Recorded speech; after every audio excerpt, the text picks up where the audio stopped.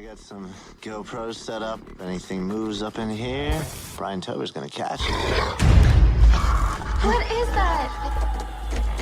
Oh my God. Get the lights! Get the lights! Get the lights! There's no credible documented cases of a Sasquatch attack. Shut up about a Sasquatch. It's okay. There's nothing out here. Uncle Bob! It's Matt! We're at the cabin!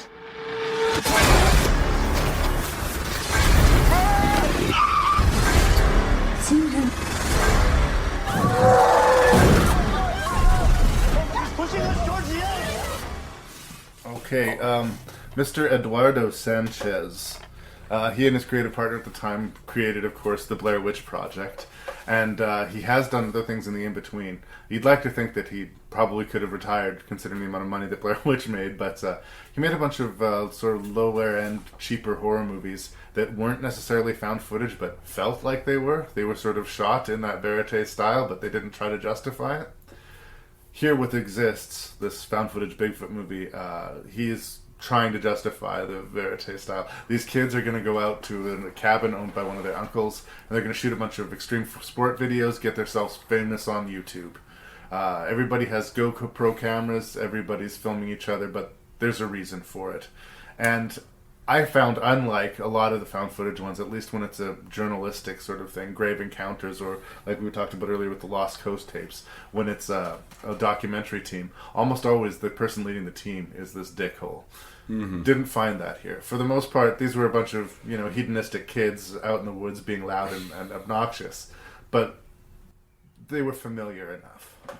I believed them enough. Well, this is part of what I objected to about Exists. As a found footage movie, it certainly doesn't run into the usual cliches.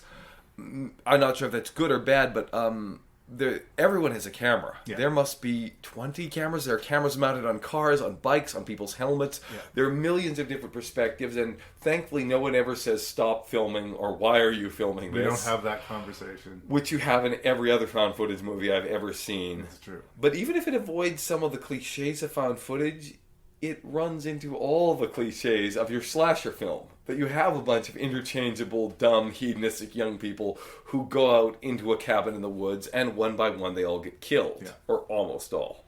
Yeah. I would say it's a little bit more set up than that. We understand why this is happening to them. Well, it's the plot of Grizzly Rage, which, this is another thing when you do your Grizzly movies. Okay, spoilers. For Grizzly Rage. But in the movie Grizzly Rage, a group of dumb, hedonistic teens run over a grizzly cub, and so for the rest of the movie, the grizzly mother goes rampaging after them to get revenge. And right. As far as I understand it, that's the plot of Exists. That's pretty much what we Just have here. Scratch out Grizzly and write in Bigfoot, and you got your movie.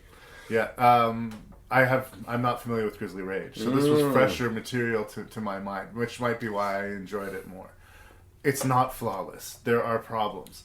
Most of it is in the found footage conceit.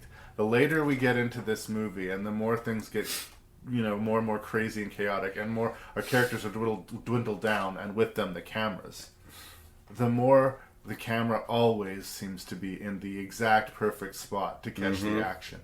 Now, most of the time in found footage, it's not that. Look at Blair Witch. It's them whimpering in tents, and whatever's going on outside the tent, it's up to us. We're going to see the same thing when we talk about Willow Creek. This is nothing like Blair Witch. We just want to say that now. Exactly. Well, that's Blair where Witch, you never see the monster. Sorry. Yeah, that's where I'm going with this. In their attempt to give you your money's worth, and I do think that they do, as far as entertaining you and making a scary Bigfoot movie.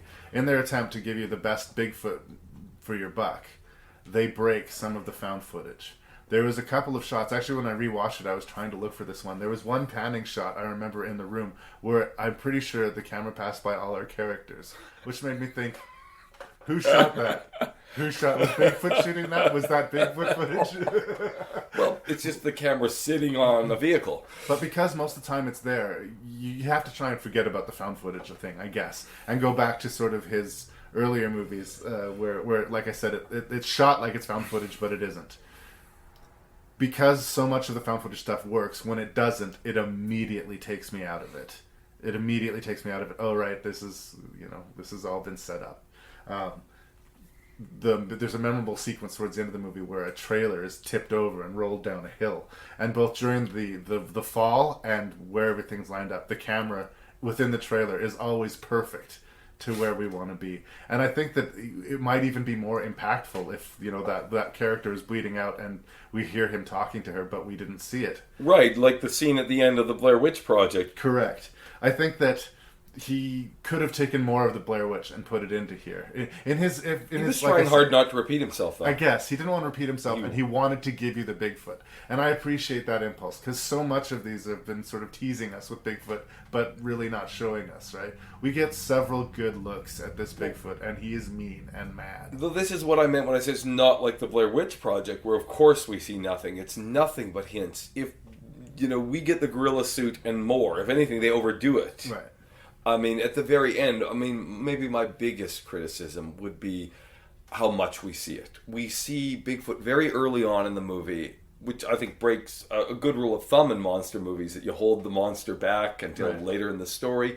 And at the end, we have a long shot. We have a really long shot at the end where we're just basically staring into his eyes. And he's no Harry. Yeah.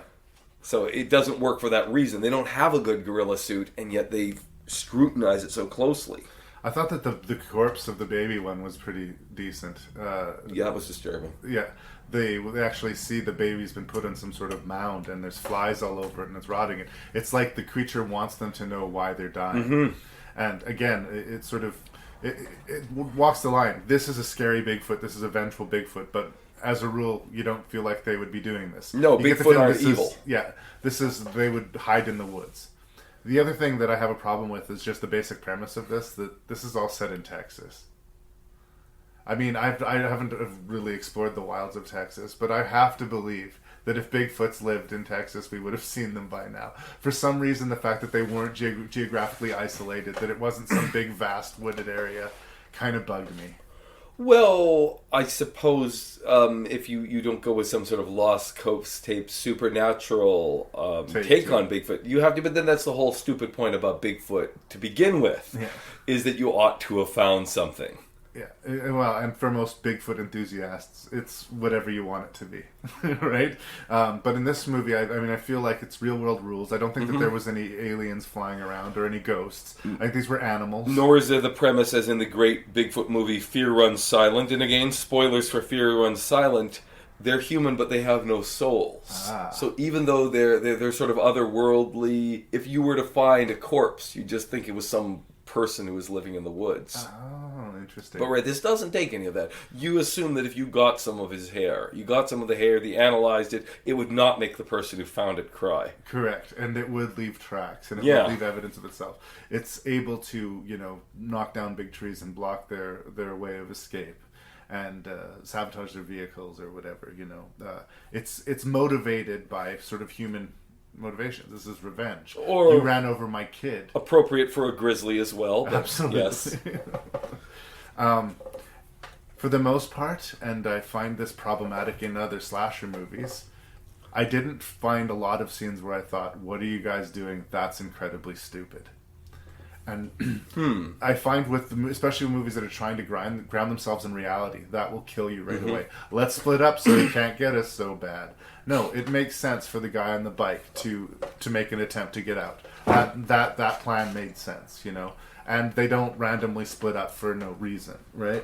There's the one character that decides he's going to bravely run out and set off some fireworks. And we know how that's going to play out from the second the plan is dispatched. But at that point, their back is against the wall, and they're trying shit. It's whatever they can think of. I was with them. When I watched this movie, I was with them. I wasn't shouting at them saying, you idiot, don't do that. And that's very rare. For a horror movie, like, that's pretty rare. But what was very common is the fact that their cell phones don't work. Yes. Man, cell phones have wrecked horror movies. They really have. GPS and cell phones are just like the death of horror. Well, and I know I've been negative up till now, so I want to surprise our listeners by saying something positive. I hate to admit it. I do not want to like this movie, and I see a lot of horror cliches in it. I hate the found footage gimmick. But Eduardo Sanchez has something. The scenes were scary. Yeah. I was scared a lot. he stages them in a way, and even though a lot of them are jump scares, which again are overdone, they're the cheapest form of scare, he's good at it. Yeah. I would have to tell him sincerely that you're good at jump scares. You're good at doing the scene where there's something running around and the character's looking terrified and catching glimpses out of the corner of their eye. The various scenes where the interchangeable teenagers are killed are kind of unnerving. He's good at it. And breaking expectation. I remember one scene where they're hearing noises outside, and one guy creeps to the window and he's going to peek outside. And you're expecting in the typical found footage way to see like the back ass end of the beast disappearing into the shadow, or just like a piece of him disappearing. But he brings that camera up and you see its face right in the window. Boom. Terrifying. So I like it, but I'm kind of annoyed because, I mean, he has a talent that anyone would love to have, but he doesn't use it maybe in the way I would like to see him use it. Right. I'm sure he could do something better than such a cliched. I mean, did we mention it has at least 2 fake scares that I can think of? Yeah. When, oh no, they hear something and it's a pig. Yeah.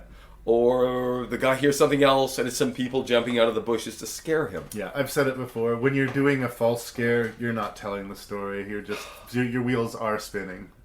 He does everything wrong, but frankly, he's much better than, I'd say, 95% of the people who make stupid movies like this. Well, I'm going to say that I liked Exists. I'm going to say, as far as found footage Bigfoot movies goes, this is the Bigfoot movie to watch. It's scary. I didn't find the characters stupid. The found footage reality works enough. Like I said, there's a couple of shots where I went, whoops, and that did take me out of it, but to say that it's not perfect is not to say that it's not worth your time watching. It's quick, too. It's like 81 minutes long. It gets the job done. A lot of killing right from the start. It's not boring. And as far as the people who listen to the show and like scary movies, I think this does what you want a scary movie to do. I guess so. I would. It's strange to say. I would almost hesitate even to recommend it to genre fans, Really? like myself. But at the same time, I will say it was the evening before my birthday when I found it for free on YouTube. I can say that right. I watched it free on YouTube. They hadn't removed it yet. I was delighted, and I stayed up with a bottle of nice Provence rosé wine. And I was happy to get to watch Exists on the evening before I slept in for my birthday. It sounds like you might have liked this movie more than you're comfortable with saying. Well, the point is, no, it's more of this way, Larry. I liked it, but that just doesn't mean someone else would. And if I said to someone, even a genre fan, watch this, you'll like it, I'd be surprised if they did. But yes, I did. I very much enjoyed it. Well, I hope that everybody else does too. All right.